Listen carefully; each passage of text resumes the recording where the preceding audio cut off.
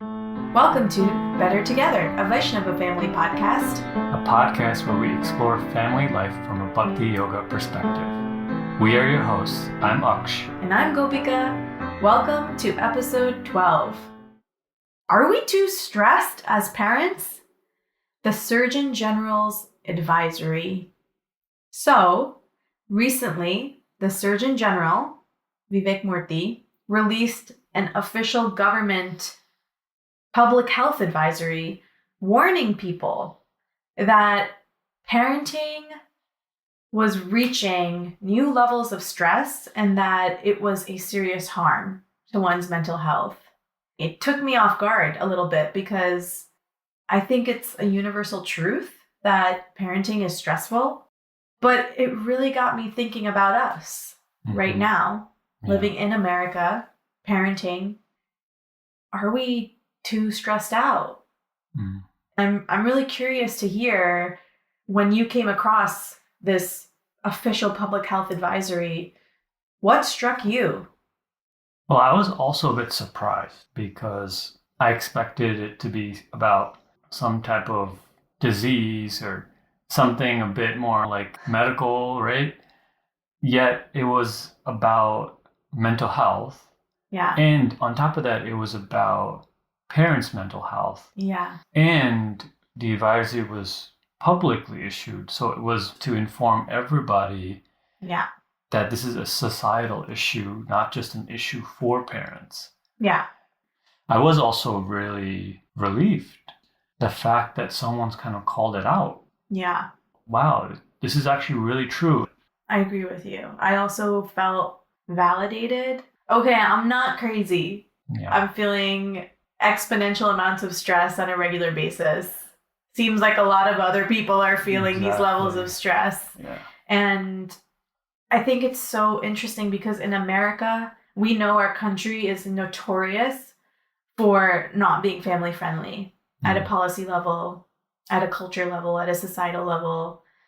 There's this notion that if you have a family, you kind of have to figure it out on your own. Maybe we too have internalized this idea of doing parenting on your own. So I just have to bear the stress. Yeah. That's just how it is. But when he released the advisory, it gave me pause for thought. Maybe I also need to go a little deeper into why I'm feeling so stressed.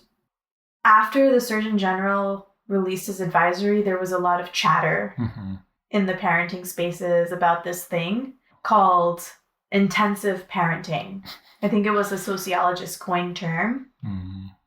Intensive parenting is kind of parenting that is based on the notion that your child needs to be engaged and educated at all times, and that you as a parent are really primarily responsible for that. So parents are spending more time, more money, more resources, more mental energy, making sure their child is learning and involved in something, whether it's an extracurricular activity or you're engaging with them on the floor or talking to them about the leaves and the science behind that on a walk. People started debating, well, are we too stressed because we are intensively parenting? And people didn't used to intensively parent. Like if you talk to our parents and our grandparents in previous years, it wasn't like that. Do you think that we're guilty of being intensive parents? Potentially. Parents today are spending more time with their family and more time at work. Where is that time coming from? What's getting lost? Yeah. And what's getting lost is the parent and their free time, their creative time, time to take care of one's health, time for relationships. So are you saying you're an intensive parent?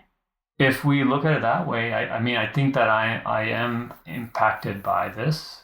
You don't want to label yourself as an intensive parent. No, I don't. Why not, though? Intensive sounds intense, but maybe, yeah. I feel like in the chatter, intensive parenting almost got a bad rap. And again, now we as parents are at fault for making ourselves so stressed out because we just are too involved in our children's lives all the time. I just feel like it's not that simple, though. There's a lot of factors that I feel like play into being intensive.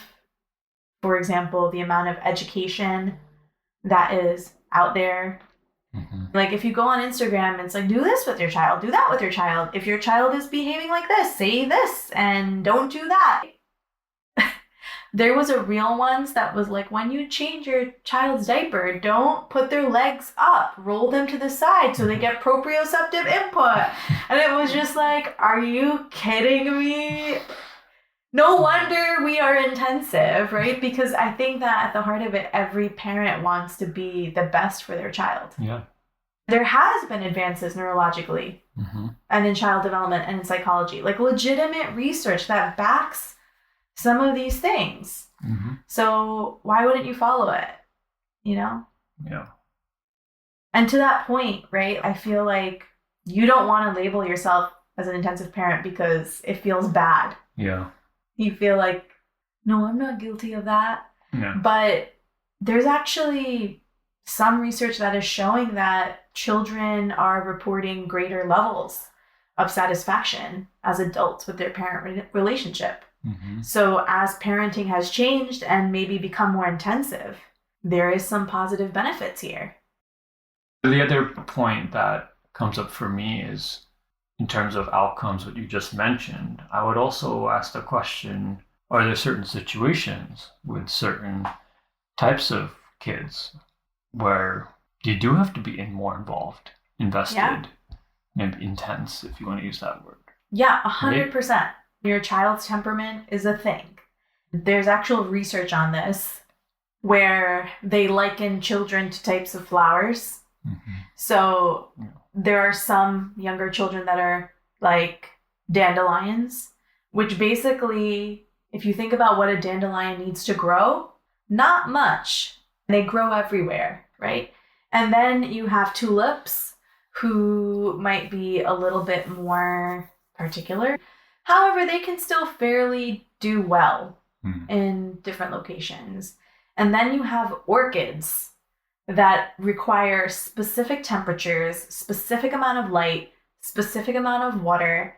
If the flower does not receive that type of environment, it simply will not bloom. Similarly, children have various degrees of sensitivities and needs. And some children are just more easygoing, go with the flow. They need a little love. They need their basic needs met. And they're pretty much good to go, right? They can be regulated and happy anywhere. At the other end of the spectrum, you have children that really have particular sensory needs. Their nervous system is very specific with regards to what kinds of needs and input they require for regulation, certain events, certain lifestyles, food, sounds, clothes they're wearing on their skin, like all of these can be a thing. So if you are a parent of an orchid child, and I will say that one of our children is an orchid child, it is very different than when you have another child, because our other child is not an orchid child, at least from what we can tell right now. And it is way more stressful to try to support your orchid child and create an environment that is going to help that child thrive. Yeah.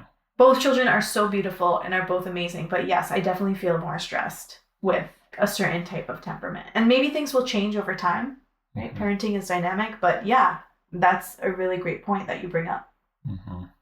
So we've talked about intensive parenting and some of the background around it and reflecting on it ourselves. But one of the things that we like to explore in the podcast is, what is Bhakti's perspective on this issue that's come up with intensive parenting, and how does it help us to find a better balance? What were your thoughts? There's like a couple of areas that came up for me. First is, isn't Bhakti about being selfless? Because there's a lot of emphasis there. Yeah. When we look at some of the figures representing the epitome of service, they tend to drop everything that is their own for the service of their loved one. Do you have any thoughts on that? Yeah. On the superficial level, it seems like if we're supposed to sacrifice our whole mind and body, does Bhakti then support this notion of intensive parenting? I would argue no, because I feel like When I intensively parent and like really micromanaging my child, if I really dig down under all those layers, I feel like it's not selflessness underneath. Mm. Yes, of course I care about the well-being of my child, but the intensity aspect is mixed with some of my own unresolved issues or desires or hopes. Yeah. So if I feel stressed about homeschooling, for example, which I do feel anxious and worried about the prospect of having to teach my child how to read and write. When I start to strongly encourage some sort of reading or writing, yeah, superficially, on one level, you can argue, yeah, you're doing it for the well-being of the child. On the other hand, if I step back for a minute, I can say, wait a second, where is this pushiness coming from? Is it really for the well-being of my child, or is it coming from my own fear, my own anxiety, my own lack of trust? I perhaps am not even at the point of being worried just yet because he's only 3. I think being intense and selfless often is not actually selfless. It's actually selfish. Yeah, it's a great answer. So it's like selflessness isn't about the external act of what you're doing necessarily, Yeah. but about one's internal state in which one is approaching those acts. There's a difference between I'm going to take this opportunity to, educate my child or whatever it is, versus I'm expecting certain result. Like I'm kind of trying to control Exactly. where their kind of direction in life is going. Yes. Which maybe leads us to another topic. Yes. Right? There is that verse in the Gita about results, often quoted, that you're entitled to do your duty, but not entitled to the results of that activity, which really means that one's effort is one piece of generating the results. Yeah, the verse that you're quoting brings to mind a particular example for me, a struggle that I feel like I've faced. So our preschooler will go through certain phases of picky eating or meal refusal, where it's like healthy, nutritious food that he was once eating, he just suddenly doesn't want to eat it. Recently, he kind of went through another phase of that. Yeah. And I feel like I was really triggered by it, to the point of where it was like, then you kind of start edging into bribery or negotiating. I'm guilty of all of it.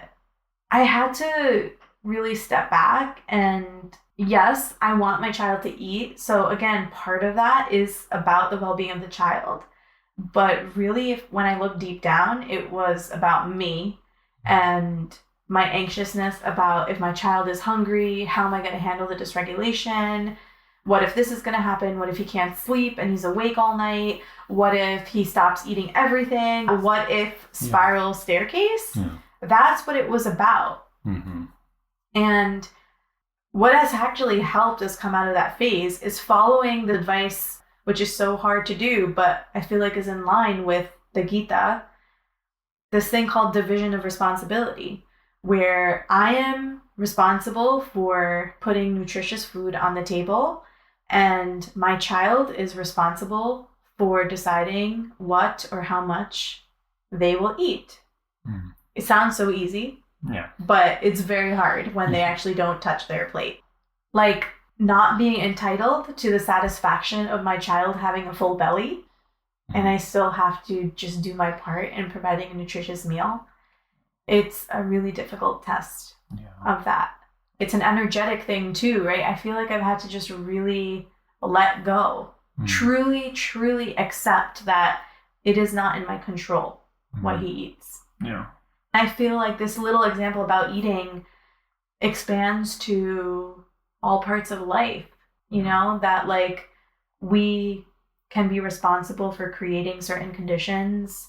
However, the energy with which we bring the expectations, even if they're unspoken, that we have in our hearts, those unresolved desires that might be channeled through our children, I think that's what makes it intensive.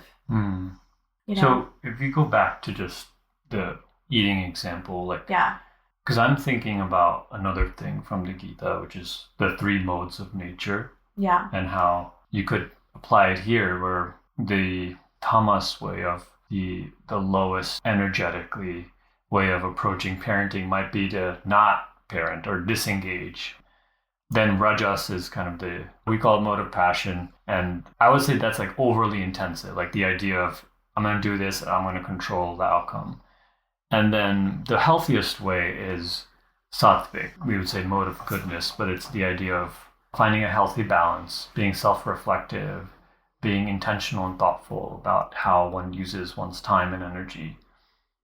It seems like somehow you were able to avoid the spiral of going into the rajas and took like more of a sattvic approach to handling that. Did you do something practically? How did you kind of get yourself to see it from that angle? Well, I don't know if it's completely sattvic, but I started being a little sneaky about nutrition to a point where I could feel at peace with whatever they were eating on their plate. For example, if I know that the only thing that's going to be touched is a paratha, I started adding hemp seeds, which is like protein and iron, knowing that if they only eat the paratha and nothing else, okay, whatever. I think on one level, yeah, that's sneakiness. And I don't know how or if that's a good thing that I did, but it helped me to come to peace enough to feel security inside me that my child is getting enough. Yeah, I mean, it does sound like you could have just walked away, which would have been more of like a tamas response. You could have continued to push. Yeah. But it seems like you found a third way that was still allowing you to nutritiously fill the child, but in a way that offered you a little bit more peace of mind. And I don't think it was necessarily a cop-out because we're still like offering other things. Yeah, I just needed to find a way that I could actually genuinely feel at peace, because I would say, okay, eat whatever you want, but like the thing about kids is that they can smell you, which is why scripts don't always work. When you read all these scripts on Instagram of it's okay to be upset, but it's not okay to hit, or whatever it is, great line. The research behind it makes sense and stuff, but if I myself am fuming in that moment and I'm like, it's okay to be upset, like they're gonna know that I don't actually think that it's okay for them to be upset. Yeah. So I genuinely have to accept what's happening. When I can genuinely make space for that, which is really hard, that's actually where the shifts happen. But maybe in life too, it's like, what do I need to feel that security, to really make space for my child? Is it time for myself? Is it connection with friends to be able to reflect on so that you can be that accepting presence, and not have this need to like constantly push your agendas on your children? Yeah. I think it's different for everybody. I know for me, I wrote down in terms of the Bhakti perspective that there's this one verse where it talks about practicing Bhakti in a very practical way. Yes, we're all about love and developing a loving relationship with God, but that means that we're also charged with really being able to develop truly loving relationships with other people in our life. In that verse, it said that one of the ways in which you can do that is by sharing your heart in confidentiality, like really truly being able to be vulnerable with someone. And I think the Surgeon General even brought that up in his advisory as like a suggestion to lower parent stress, that parents need to actually be able to connect with other parents and other people to feel like they can share their hearts. Yeah. I love that Bhakti encourages us of this vulnerability, because it's really hard living in America where societally the message is you're on your own with parenting, but that vulnerability and that honesty that like, yes, this is really hard what we're going through. Yeah. is important in terms of finding that balance. And maybe through those vulnerable conversations, through reflection, you can have the space to really come back to your children with a more balanced perspective. What do you think in terms of finding this balance? Maybe it starts with some clarity on the, say, goals and boundaries that one has created for oneself and one's own health, Okay. physical, mental, and then checking in on how much those boundaries are maintained.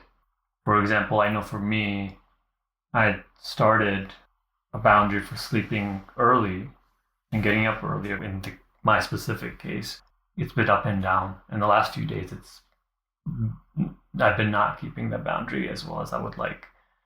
So it helps to know where that is. So what you're saying is making sure that you have complete clarity on this hard line of, I need to do this for myself every day. Yeah, that makes sense, because at the end of the day, actually, that's being selfless, holding a line for yourself. Because if you don't, you will become actually a liability in the future. Yeah. Which is what the Surgeon General is getting at, right? Like these unprecedented levels of stress and the impact that can have over time. So yeah, that makes total sense.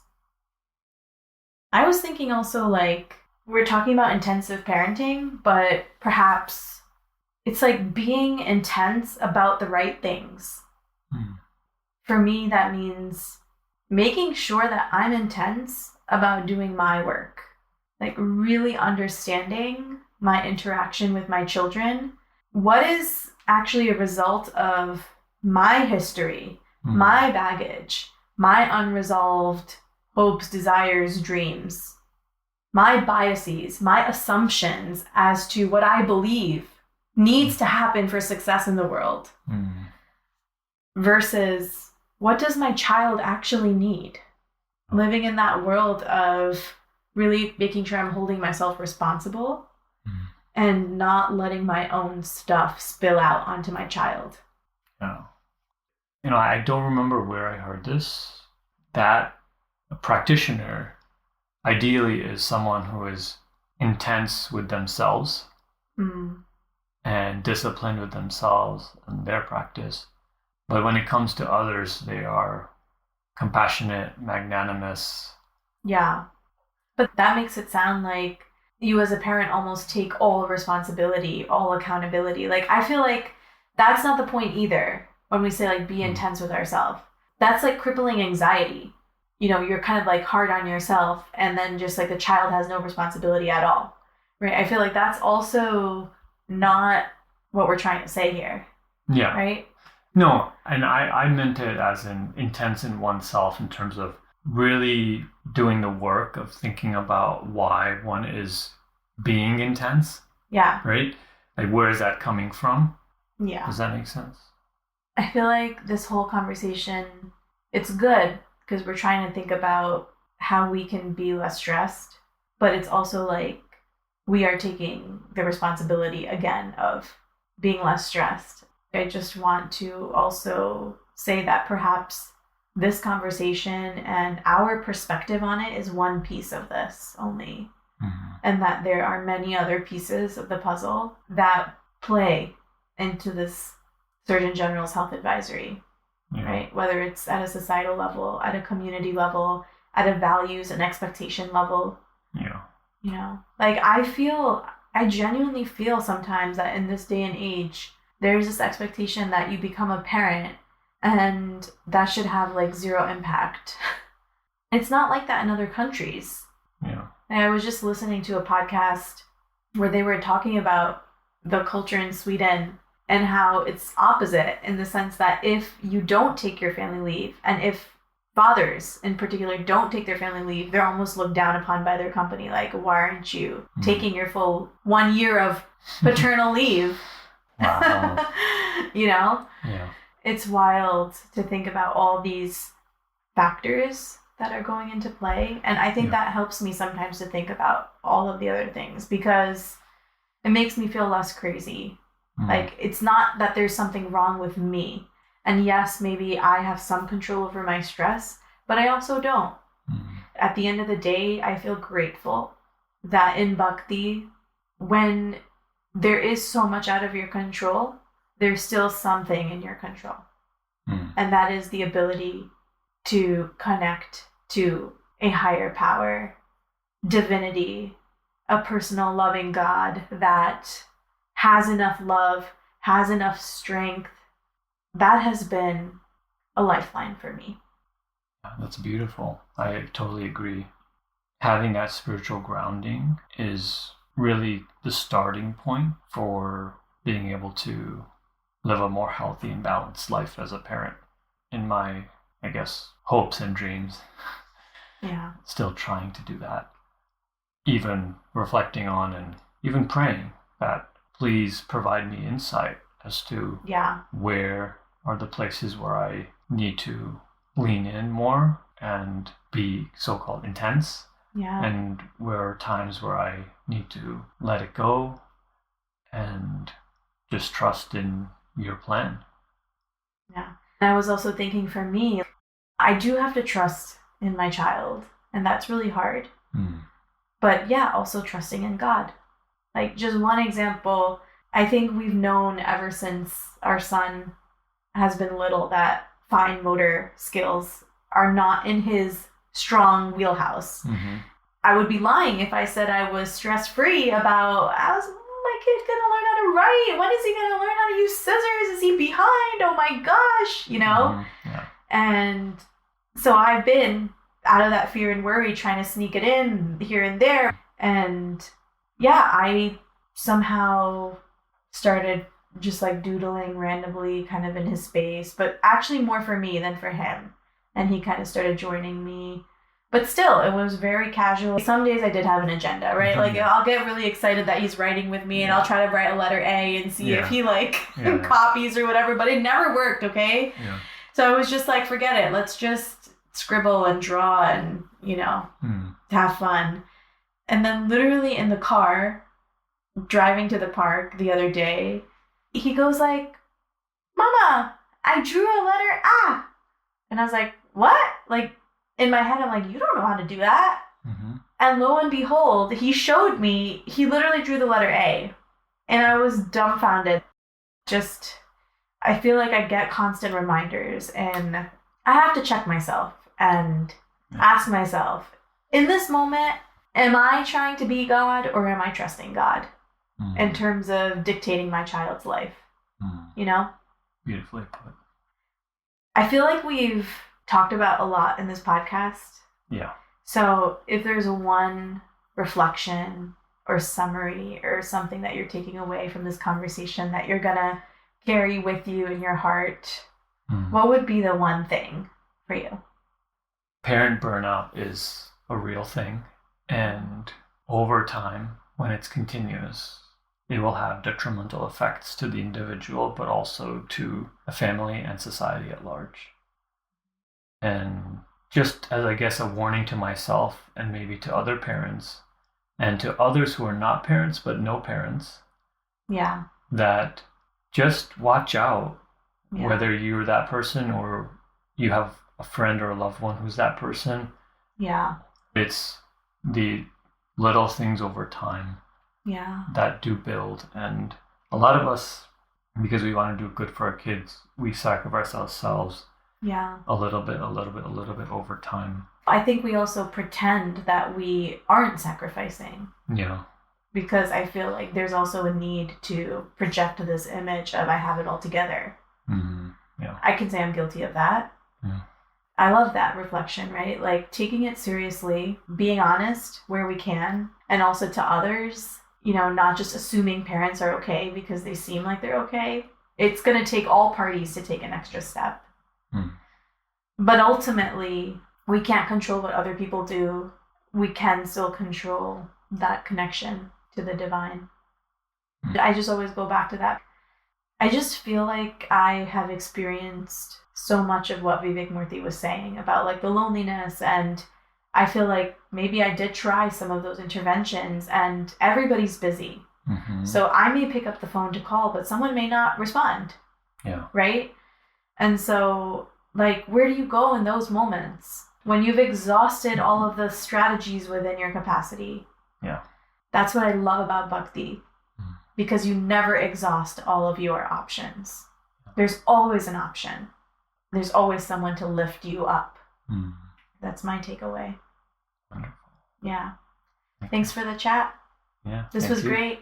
Thank you for listening. We would love to hear your thoughts, your reflections. Please do reach out. Please message us. Our favorite part of doing this podcast is the idea of connecting. In an era where connection is hard, we would love to hear from you. And thank you for taking the time to listen, and we will see you in the next episode. Good night, everybody. Hare Krishna. Hare Krishna.